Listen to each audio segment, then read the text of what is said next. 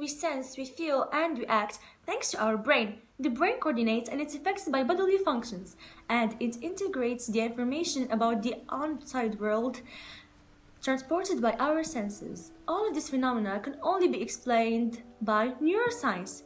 Neuroscience is the interdisciplinary field that studies the brain and the entire nervous system at different levels of organization, from genes and molecules to nerve cells and networks and beyond.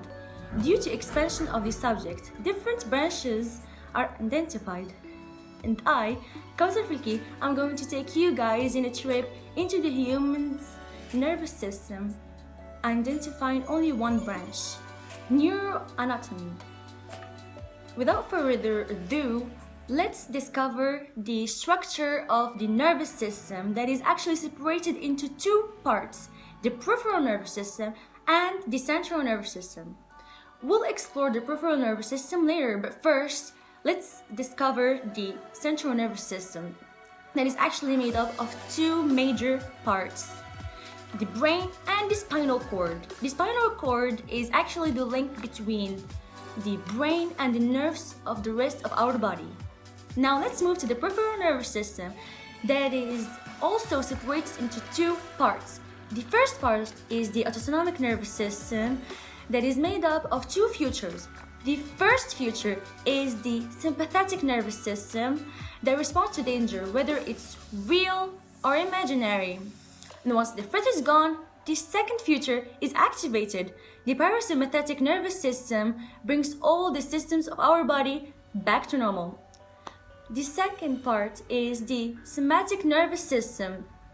This system is made up of nerves that are connected to the skin, the sensory organs, and all the skeletal muscles. And it is responsible for the carrying motor and sensory information. And it's also responsible of all the voluntary moves like this. The other basic thing that I'm going to talk about is neurons. A neuron is an electrically excitable cell that transmits and processes information through electrical and chemical signals. Electrical while traveling through the cell, and chemical while traveling between the cells.